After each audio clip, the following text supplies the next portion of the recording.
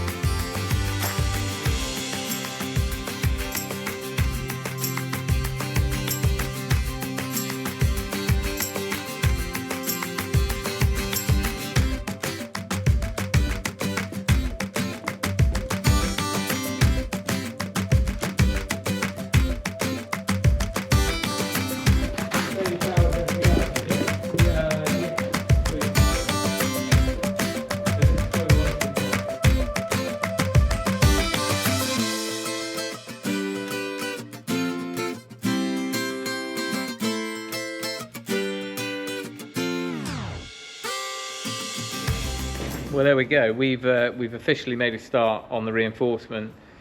Nick, our contractor, has come around to have a look. He's happy with all of the prep so far.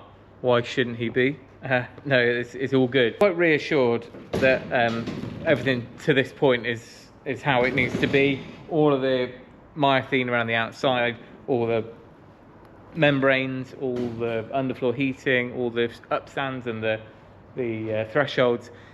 However, we now got to start on this reinforcement, and we've done 2.5, 3 hours. We've got about a fifth of the building done. Now, we started out with the plastic chairs, and we were always intending to use some concrete blocks. You can get concrete Mars bars, they're called. They basically look like a concrete lintel, and they are in different heights, and I guess you can break them into the lengths you want, and they just sit underneath your steel. They are slightly better, but they're very expensive for what they are. At the 100mm height, they are something like £3 or £4, and you can buy a pallet load and this sort of thing. But we have so many offcuts of bricks and blocks that are exactly 95mm high, which is kind of what we want. But just because you want it strong, and we don't want to snag the pipes, and we know people will be trundling all over here. We've used so many more chairs than I was expecting. I'm going to have to buy more, and obviously we'll have to start just cutting more of the concrete blocks, but it all works fine. It's Monday, and we've obviously called in the favours. Johnny came down and helped, and Tom and I are obviously on this for the next 3 days or 2 days. Wednesday was our pour day. Nick came, and he said that he's back and forth having conversations with the concrete company, and he's only just texted me to say that we're going to postpone. The reason being that he doesn't want, it already sounds like Cemex have got a big delivery, some big pours on that day. We really need to make sure that the 7 or 8 wagons are all lined up, and there's going to be absolutely, this is one pour. There's no wall in the middle that we can stop at. It has to happen all in one, and basically by lunchtime all of this concrete be in, down and done. Therefore he doesn't want to commit to that, and neither does his local regional guy from the concrete company. So they've pushed it to Tuesday. That is annoying, but actually, do you know what, it gives us 6 days now to really fine-tune everything, test all the pipes, get more weatherproofing up. It's a shame because this week is really nice and dry, but even next week looks okay. But it just means we can spend a lot more time just taking it steady but carefully and getting it all right. I'll tell you what, you would not believe if I told you that right now we would have been 12 hours off pouring concrete.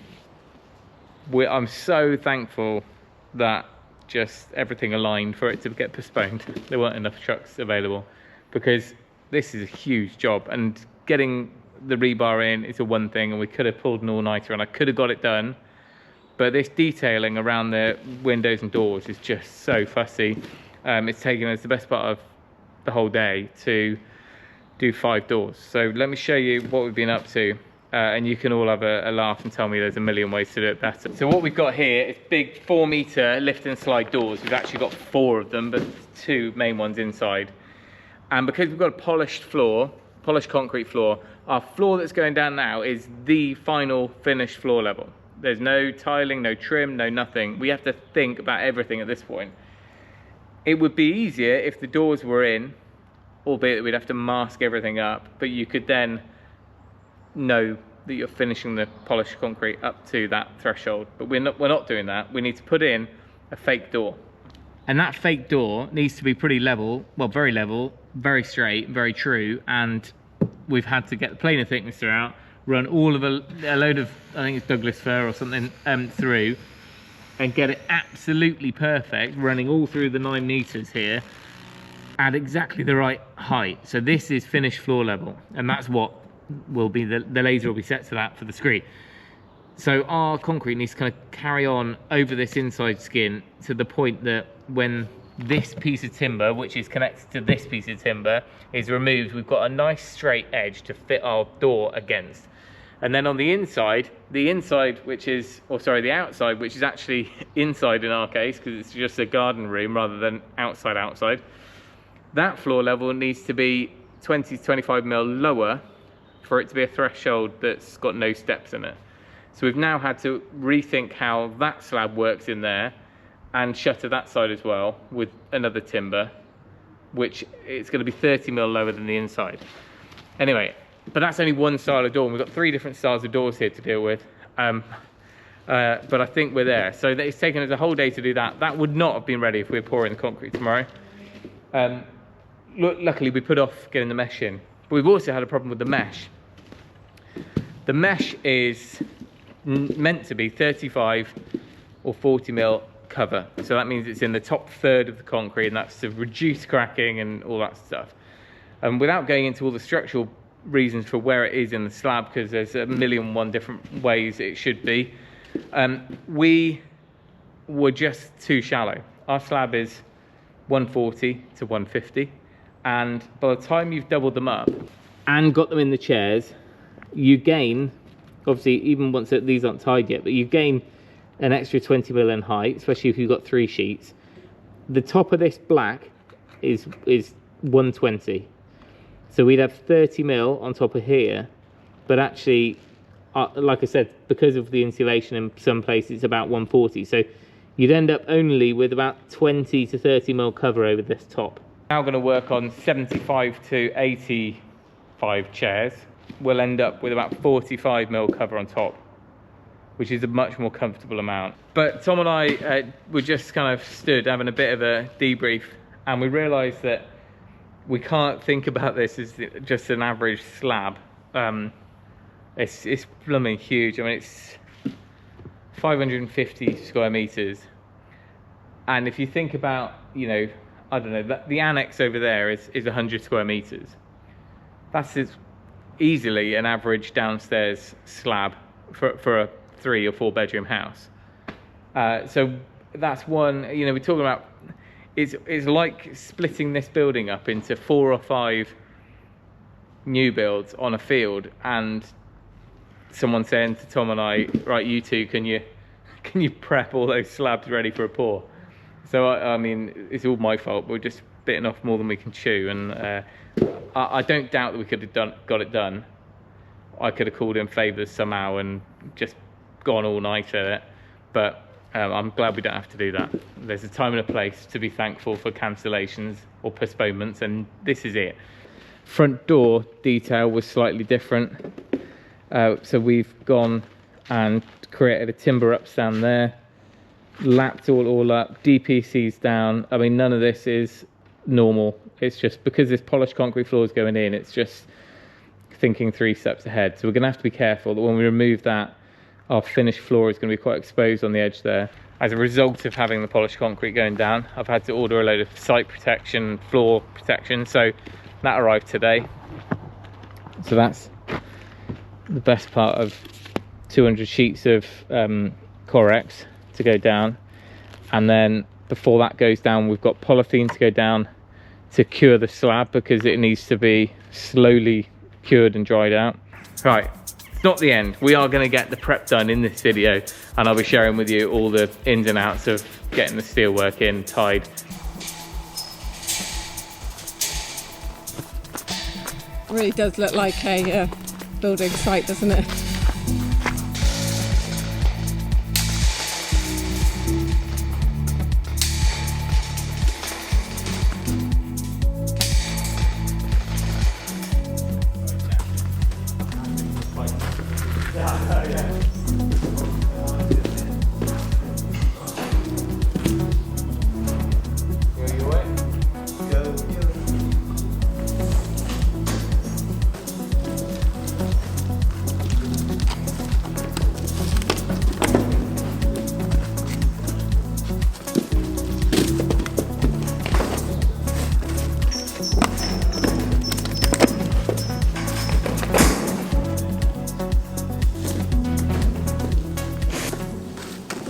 But do they need to be that strong? They're just holding it in place, you haven't seen the size of the concrete, guys. Oh, I see. Quite float on the pool, didn't we? Yeah, it is.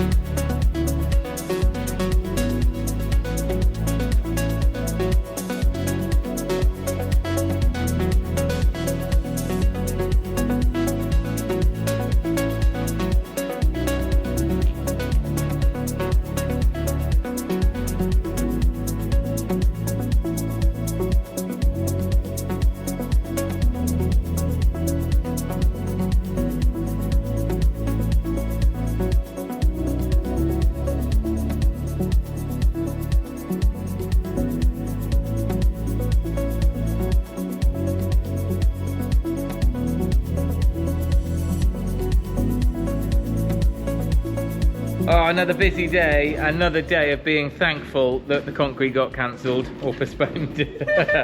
We are really counting our blessings now because, you know, right now we would be well, it just wouldn't have happened, I don't think. So everything is good in the whole scheduling side of things. We're very thankful. We are almost there. We've only got 3 sheets left, but Bradford's, who we bought this through last time, have managed to score us another 15 coming direct from the steel merchants tomorrow. So that's definitely enough to finish that, and we'll probably end up with 3 or 4 sheets left for driveway, barn, patio, whatever we might need them for. So these are all tied, all nice and strong, and the right overlap. 40 times the width of the bar dimension, so that's the same as in the pool, but the pool was thicker steel, so that's why it was a bigger overlap. And if we didn't have pipe work under there, I would be tempted to save a few of these chairs, have less, and it wouldn't matter if there was a bit more bounce in the steel. But the last thing we want is them snagging. But I thought this was a good chance to show you the reason why we're going for the mesh at this height and the pipes at this height. So let's have a look. At the moment, we've got 150 millimeters of insulation. Then we've got our 16mm pipe that's stapled in. Then we've got 100 mil-ish of space. Then our rebar. Then the 40mm, 45mm cover, and then finished floor level. Now the other option, which a lot of high performance self builds do, is they have their insulation, quite often EPS. If it's a virgin site and they start from scratch, they do a 300mm EPS slab, and almost like a raft, and then a reinforced slab, and they clip their pipe work to this. Now that means that your pipe work ends up maybe 50 to 100 mil from your surface, and it's higher. You've got a quicker response time, and you basically just cable tie it straight to the seal. If you do that, yes, you can use a grid pattern, so you would want to be going at 200 centers. It's a lot of cable time, and it's very awkward to be walking around and kneeling down on here. So that's one negative I can see. I can see the benefit of it being slightly higher in the slab because it's going to be quicker responding to your heating. And arguably, I've read some research showing the heat kind of radiating out from the pipes, and it's a slightly more even heat coming up. You don't lose as much down, but of course this much insulation, you'd hope you don't lose too much. Anyway, the negatives I can see is you've got to clip to metal, pipe to metal directly. You've got to work on the metal, and for us it made sense to keep it down on the slab, sorry, on the insulation, get it stapled in, and we know now that we've got a lot more thermal mass here. So yes, it will take a lot longer for that heat to respond to being turned on. It'll take longer to heat up, but it'll be a much more even heat. The idea with our system is going to be, it's going to be on not 24/7, but pretty much, you know, it's going to be constant heat, but very, very low. So it won't feel hot underfoot, might not even feel that warm underfoot, but it'll be just a big bank of heat that will be radiating, you know, low temperatures, but just warming it as one big buffer. So I don't mind, and I think our lifestyle suits that, and the style of the building suits that with a large open area. It's not like you're turning rooms up and down. And finally, another reason why we didn't do it is if you put your pipework there, in our case, we were asked by our engineer for 45 mil cover, I think, or 40 mil. And bearing in mind we've got to do our relief cut, which is also that sort of depth. We would have to run our pipes along, and anywhere we've got a control cut in our slab, drop the pipe work and drop it and then take it back up again, which is even more of a headache to worry about. But also when you're fixing anything down to that slab in the future, you really need to be conscious of where every single pipe is, because you're only talking about a regular concrete screw going down 30 mil, 40 mil, and you're in danger zone. Whereas here, it's very unlikely for us to need to put a fixing 130 mil. It'd be 130 mil before it's at the pipe. So it almost takes the worry out of fixing down. Of course, a lot of people, when they're putting a partition stud wall in on a concrete floor or on a screed, you can get away normally with adhesive or some very, very short fixings and adhesive. But it's getting there. Building control are happy as soon as this is done, obviously. For reasons I can't explain, because I can't remember. Oh, it's because we want the threshold to be more level than it was going to be. This slab is now 175, 180 in here, which is a bit excessive for a conservatory. But that's all ready now. And the same over here, this morning, we framed up and leveled the shuttering for the sliding doors out here. So again, track saw, table saw to create this upstand. That's fixed to that, braced off there. This is plumb, string line along, it's all good. This will again be removed afterwards. So the concrete, it's a bit of a mess. Hopefully the concrete will find its way. The concrete will sit against there. The edge of the slab over there will be polished, or at least power floated up to the edge here. This is set with the laser, so we can make a start over there first thing in the morning. This looks like unfinished, but it's not. There's a reason. That is units both sides of a wall. That is a storeroom adjacent to a kitchenette, so don't really want heat in there. That is a shower tray, and that is washing machines and units here. So that is done.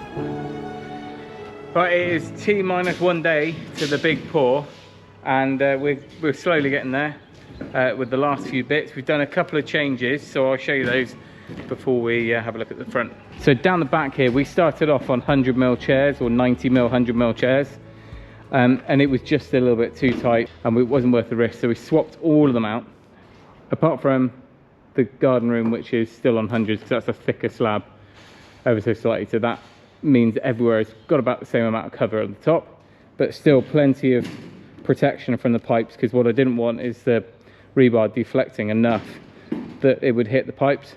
Obviously, as soon as the concrete's in, it's not an issue, but it's just that middle window of time that we don't want any damage to happen. Went ahead on Friday, filled up all the manifolds.